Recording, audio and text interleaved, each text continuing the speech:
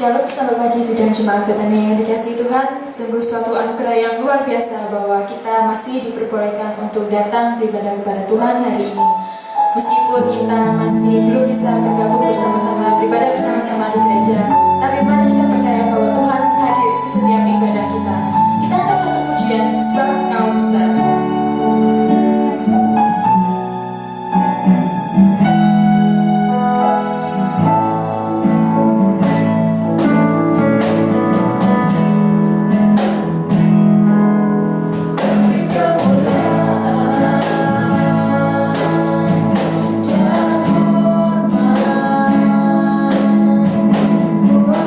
Suara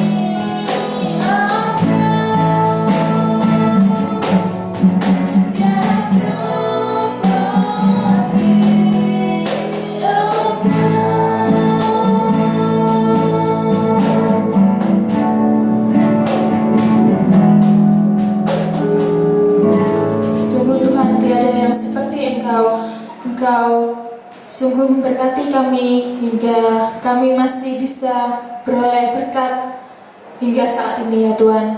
Tolong berkati ibadah kami dari awal pertengahan hingga akhirnya, supaya apa yang dapat kami ambil dari ibadah hari ini ya Tuhan bisa kami pergunakan untuk penguatan iman kami ya Tuhan. Terima kasih ya Tuhan, dalam nama Tuhan Yesus kami berdoa dan mengucap syukur. Amin.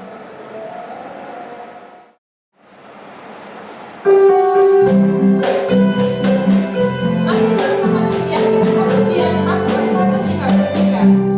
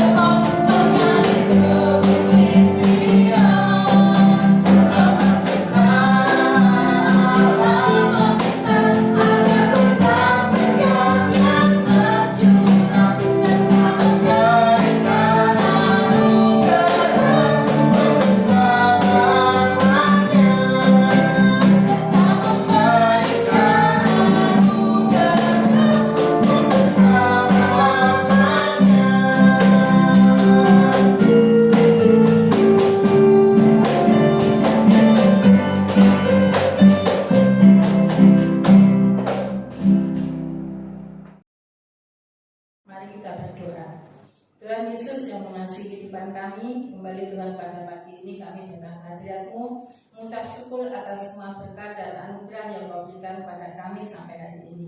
Pada pagi ini Tuhan, kami ingin menaikkan doa syafaat kami kepadamu tentang bangsa dan negara kami, di mana bangsa dan negara kami sedang mengalami masalah yang sangat besar, di mana pandemi COVID-19 sudah merajalela di seluruh Indonesia, bahkan sampai ke pelosok-pelosok desa. Yang semuanya ini akan membawa akibat yang sangat-sangat besar bagi masyarakat Indonesia dan bahkan penduduk Indonesia. Kami menyerahkan para pemimpin negara kami, mulai Bapak Presiden sampai dengan RT RW yang ada di bawah, supaya sungguh-sungguh mereka satu padu untuk membantu menolong untuk memutus rantai penularan COVID-19 ini, sehingga tidak akan ada lagi pasien-pasien yang terkena COVID-19 ini. Dan supaya sungguh-sungguh masyarakat juga bersatu padu untuk melakukan protokol kesehatan yang sudah ditetapkan oleh pemerintah, sehingga dia bisa melindungi dirinya sendiri dan juga orang lain jangan sampai tertular oleh COVID-19 ini. Kami menyerahkan juga akan tugas-tugas yang ada rumah sakit garis depan di mana mereka menangani para pasien yang sudah tertular COVID-19. Sungguh Tuhan akan berikan kesehatan pada mereka, Tuhan akan berikan penyertaan dan pimpinan sehingga sungguh-sungguh dia tetap tegar, tetap sehat dan tetap semangat untuk melayani mereka. Juga kami menyerahkan kesehatannya dengan optimal supaya sungguh-sungguh dia juga tidak terkena sakit. Kami juga menyerahkan keluarga yang ditinggalkan supaya sungguh-sungguh Tuhan juga berikan kesehatan, Tuhan berikan pengertian padanya. Kami yakin mereka juga sebenarnya rindu untuk berkumpul sama keluarga, namun karena tugas mereka harus berpisah sementara untuk melayani para pasien. Terima kasih Tuhan Yesus. Kami juga menyerahkan dampak ekonomi yang ada di Indonesia ini karena adanya pandemi COVID-19 ini. Banyak orang yang tidak bekerja, banyak orang yang dirumahkan, banyak orang yang kehilangan pekerjaan. Dan biarlah Tuhan harus menolong mereka semua supaya sungguh-sungguh mereka tidak putus harapan, melainkan tetap semangat untuk menatap hidup pada hari yang masa depan yang penuh harapan ini. Terima kasih Tuhan Yesus, terima kasih. Kami juga menyerahkan akan gereja Betania ini ke tangan kuasa-Mu. Khususnya Tuhan kami menyerahkan seluruh jemaat Betania satu persatu ke tangan kuasa-Mu. Tuhan akan jamah dan Tuhan akan berkati kesehatan mereka semua sehingga sungguh-sungguh mereka tetap sehat dan tetap semangat untuk mengikut Engkau. Dan kami juga menyerahkan akan saudara kami yang sakit supaya sungguh-sungguh Tuhan berikan mukjizat khususnya pada saat ini. Berdoa untuk Bapak Yanto dan Ibu Ida yang sakit. Tuhan akan terus memberkati mereka, Tuhan akan menjamah, menunjukkan mukjizat seperti hanya Tuhan Yesus menunjukkan mukjizat pada orang buta dan orang lumpuh. Terima kasih Tuhan Yesus, terima kasih. Berkati juga anak-anakmu yang mencari pekerjaan, anak-anakmu yang sekolah. Terlebih Tuhan kami menyerahkan kepadamu pada saat ini harapan daripada gereja Betania untuk mendapatkan seorang hamba Tuhan. Tuhan akan kirim seorang hamba Tuhan yang betul-betul terpanggil, berbeban untuk melayani gereja di tengah-tengah kampung yang kecil ini, supaya sungguh-sungguh gereja kami bisa bertumbuh dan bisa berkembang, bisa menjangkau banyak orang yang ada di sekitar kami. Terima kasih Tuhan Yesus, terima kasih, dan bukan hanya kami saja Tuhan, supaya sungguh-sungguh pendeta yang akan Tuhan kirim ini betul-betul seorang hamba Tuhan yang betul-betul mengasihi seluruh jemaat. Terima kasih Tuhan Yesus. Kegiatan gereja kami serahkan semuanya ke tangan kuasa-Mu, baik sekolah minggu, BBI, PBI, dan semua kegiatan yang lain. Tuhan akan memberkati kami. Terima kasih Tuhan Yesus. Terima kasih. Pada akhirnya kami serahkan seluruh doa syafaat ini ke tangan kuasa-Mu. Hanya dalam nama Tuhan Yesus kami berdoa. Amin. Tiba saatnya kita mengembalikan sebagian berkat yang diberikan oleh Tuhan. Persembahan dan persepuluhan dapat dikumpulkan di kotak yang sudah disediakan di gereja atau bisa ditransfer di rekening yang tertera di layar. Mari kita berdoa. Ya Allah Bapa yang Maha Kuasa, terima kasih ya Tuhan atas berkat-berkat-Mu hingga saat ini kami masih bisa berada di tempat ini ya Tuhan, berkecukupan ya Tuhan, dan kami juga sudah memberikan persembahan dan persepuluhan kami. Biarlah persembahan dan persepuluhan ini dapat digunakan untuk gereja-Mu lebih lagi ya Tuhan. Terima kasih ya Tuhan, dalam nama Tuhan Yesus kami berdoa dan mengucap syukur. Amin. Oh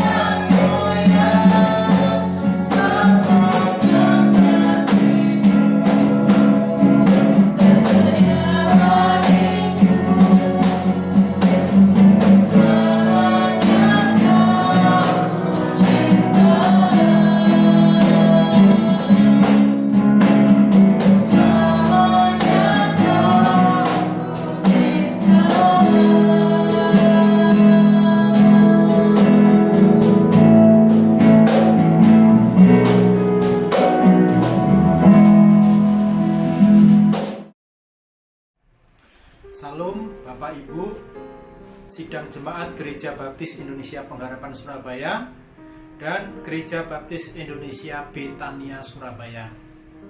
Dalam kesempatan ini saya atas nama Gereja Baptis Indonesia Pengharapan Surabaya mengucapkan selamat ulang tahun hari jadi yang ke-40 Gereja Baptis Indonesia Betania.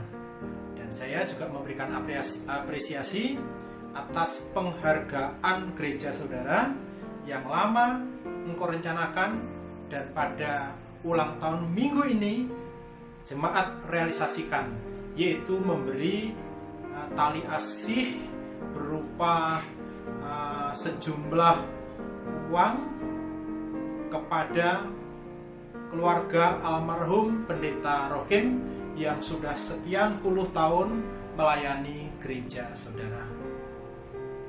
Penghargaan, tali asih yang engkau berikan kepada keluarga Pendeta Rohim adalah sesuatu pemberian korban yang berkenan di hadapan Tuhan.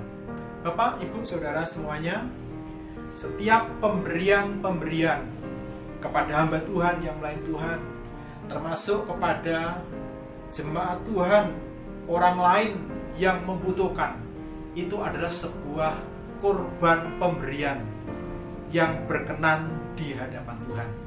Pada hari ini kita akan bersama-sama belajar berdasarkan teks firman Tuhan dari Kisah Para Rasul pasal 4 ayat 32 sampai 37 yang tadi sudah kita baca bersama-sama. Tetapi kita juga akan melihat konteksnya, yaitu mulai dari Kisah Para Rasul pasal yang kedua, bahwa gereja mula-mula, yaitu gereja yang ada di Yerusalem, adalah gereja yang memiliki gaya hidup memberi. Itu semua adalah berkat pertumbuhan iman yang mereka tempuh melalui proses pemuritan.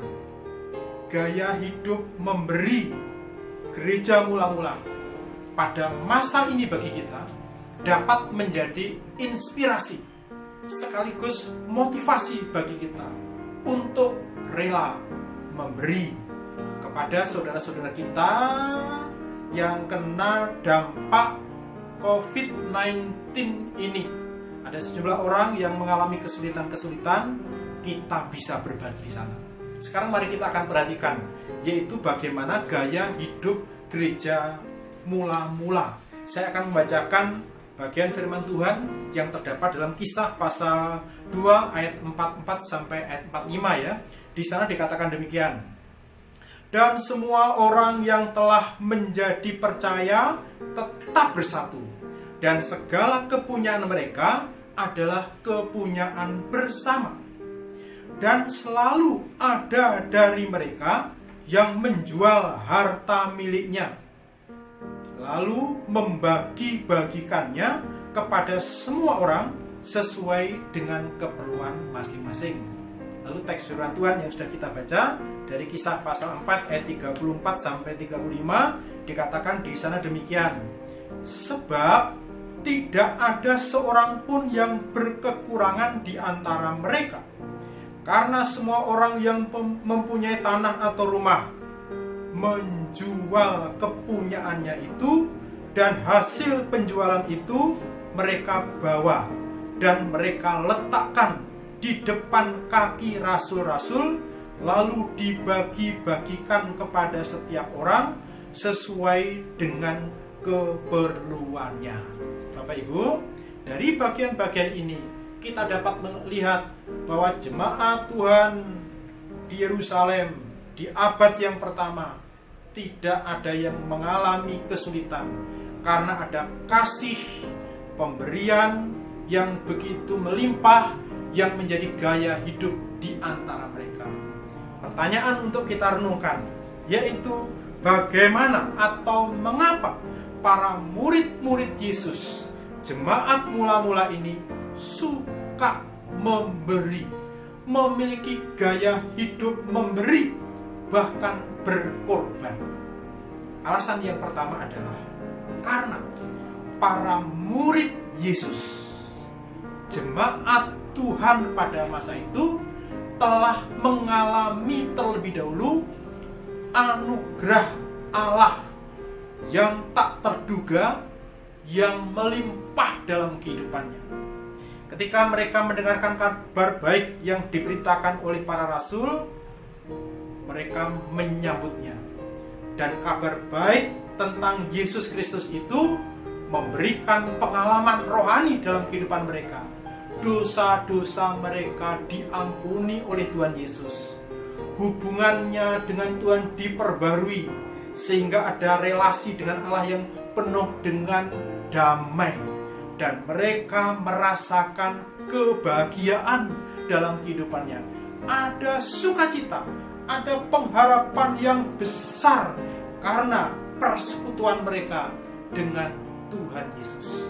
Jadi pengalaman rohani seperti ini yang memberikan dorongan kepada mereka untuk berbagi, untuk berkorban menjual miliknya, lalu dibagikan kepada mereka yang membutuhkan.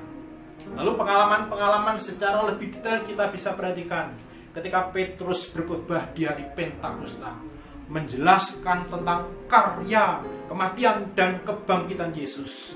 Berita yang disampaikan menggetarkan banyak orang. Dan ketika Petrus memberikan tantangan, ada 3.000 orang yang menyambut Yesus, hidupnya diperbarui. Lalu selanjutnya, dalam Kisah pasal 3, kita melihat Rasul Petrus dan Yohanes memasuki bait Allah. Di pintu gerbang, dia menemukan ada seorang lumpuh sejak lahir, umurnya lebih dari 40 tahun. Lalu dalam nama Yesus Kristus, orang lumpuh itu disembuhkan. Dan perbuatan ajaib itu dilanjutkan dengan khotbah Rasul Petrus di Serambi Salomo. Dan pada saat tantangan diberikan pada hari itu, jumlah mereka, yaitu orang-orang percaya, menjadi 5.000 orang laki-laki saja. Itu artinya khotbah Petrus di Serambi Salomo itu menggerakkan banyak orang untuk percaya kepada Kristus, dan jumlahnya ada 2.000 orang laki-laki saja.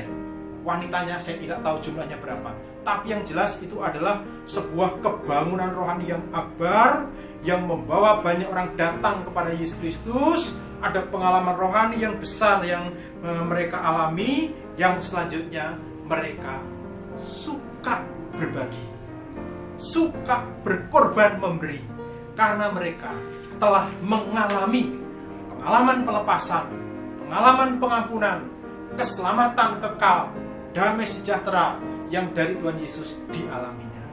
Nah, Bapak Ibu, dari sini juga ada satu introspeksi dalam kehidupan kita. Ketika kita sudah terima Yesus, mengalami keselamatan, pengampunan dosa, pengharapan abadi kita miliki, Apakah kita suka memberi?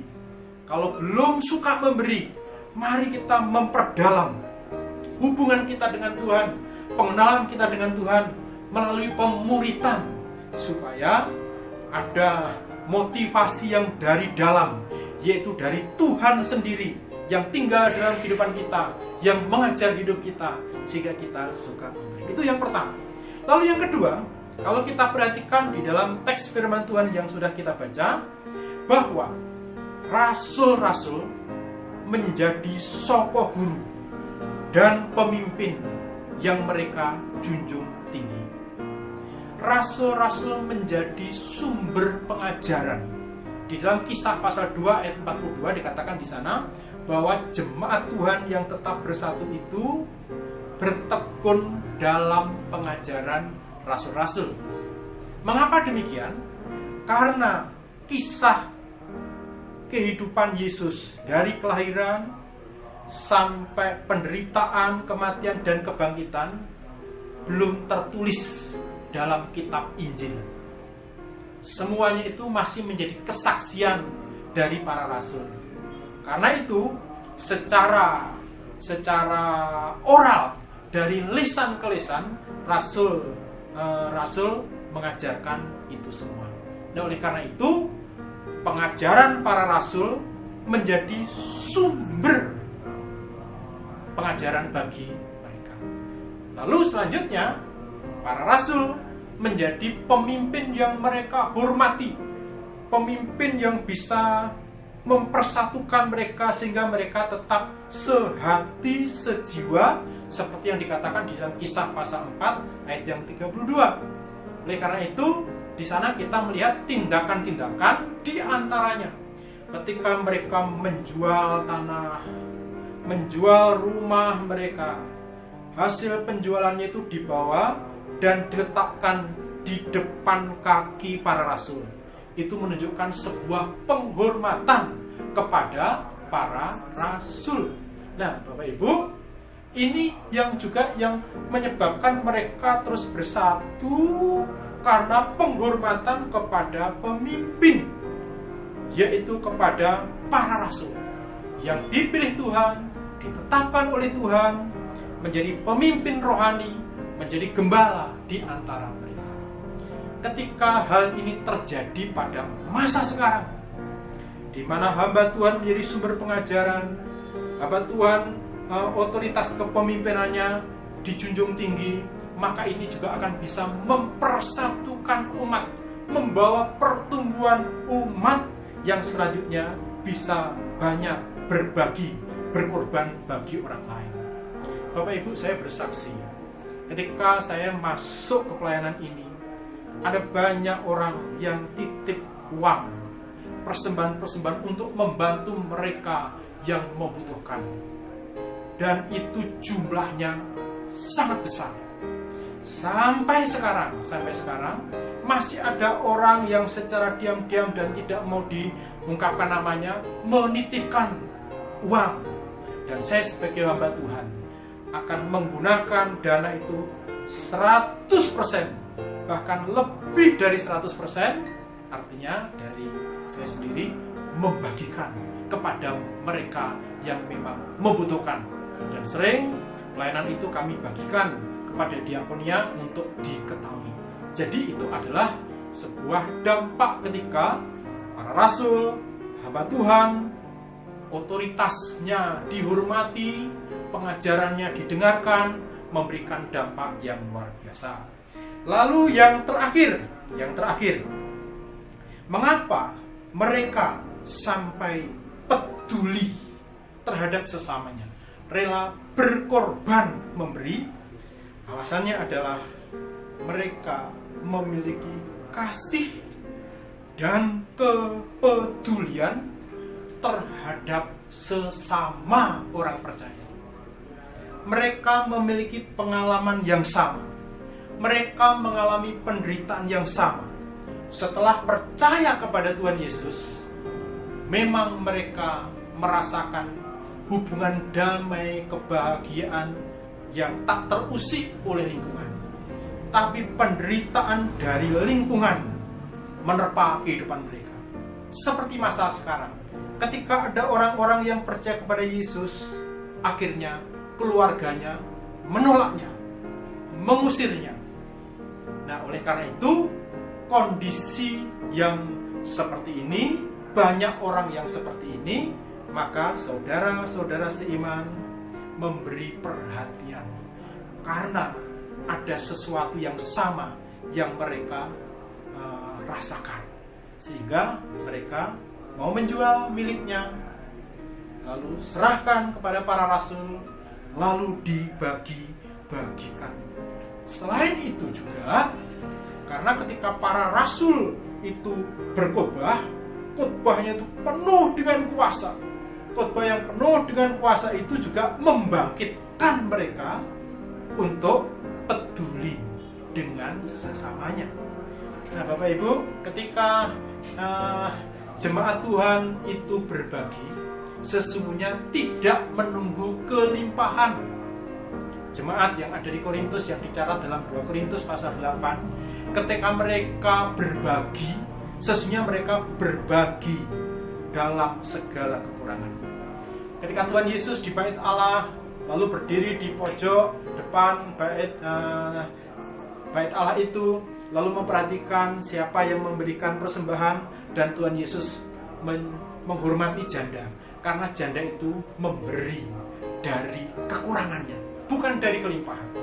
Saya sebagai gembala sidang juga dapat menemukan ada banyak orang dalam kesederhanaannya, bukan dalam segala kelimpahannya, tapi suka memberi, suka menolong. Itu artinya apa?